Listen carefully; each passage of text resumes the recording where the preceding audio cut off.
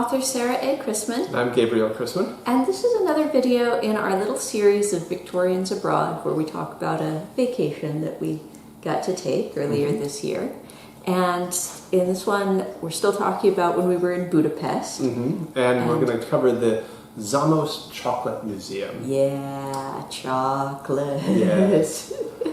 So, Szamos is a business that's been making marzipan since 1935.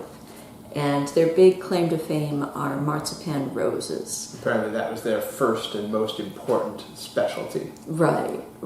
The founder of this business, when he was a little boy apprenticing to a candy maker, he got really fascinated by the idea that you can make roses out of marzipan. And he practiced and practiced and practiced until he produced these marzipan roses that are just breathtaking. They look real. They look absolutely real. They look like something you would buy from a florist.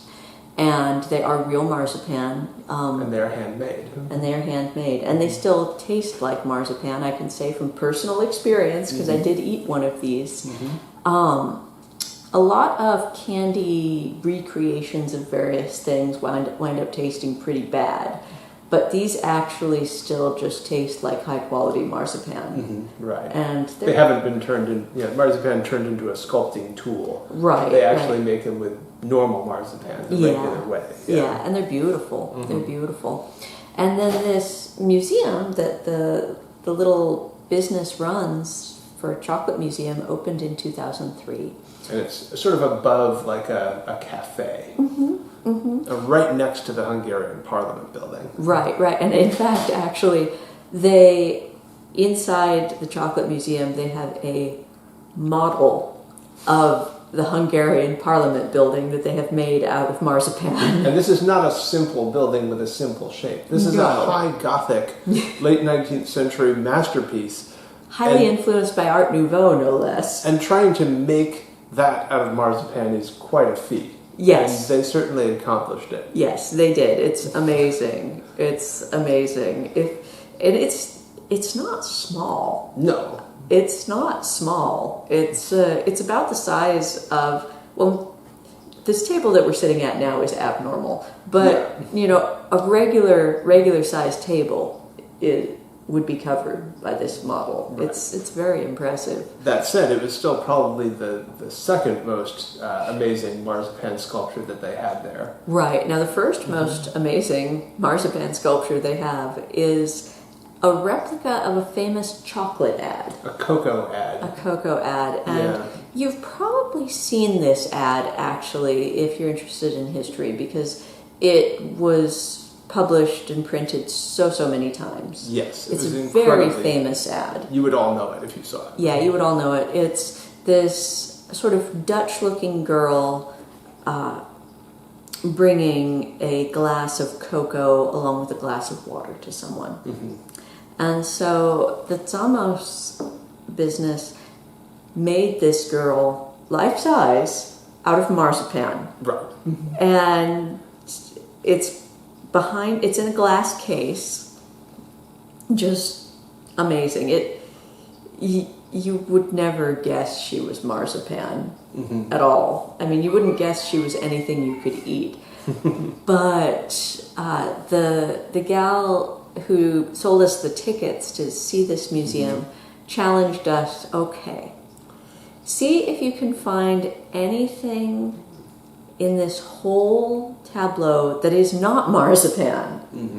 And we were struggling, and my thought was the eyelashes. That's what I thought too. Yeah, but it turned out that the thing that wasn't marzipan was the glass, and the water is actually gelatin, not marzipan. Otherwise, she is 100% marzipan, which was amazing. Including those eyelashes, which is rather incredible. That really surprised me. Yeah. And even her eyes, because I thought the eyes might be glass, but no, those are marzipan too.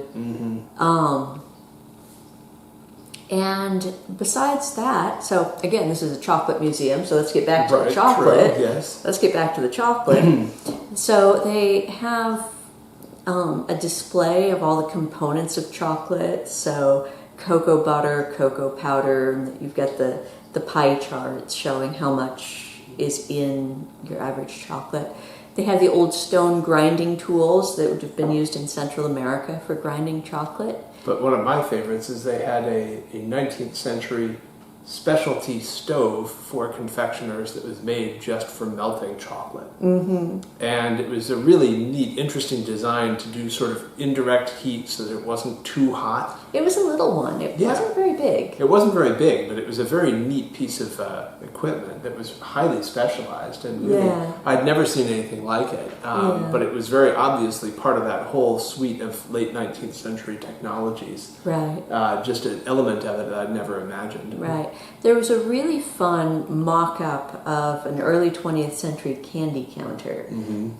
So we'd gone to this museum with my pen pal, who was the reason. She was the reason we were in Budapest to begin with. She'd invited us to stay with her, and she and I were playing around at this mock-up of an old candy counter. She was pretending to sell me things. It was very fun. It was like something out of Charlie and the Chocolate Factory. Right. And then they also had old candy molds in tin. Yeah, the majority of the museum was old tins and molds and ads and just sort of and the drinking cups for hot chocolate. Yeah. And sort of a lot of the things that went sort of around chocolate in the culture. Right.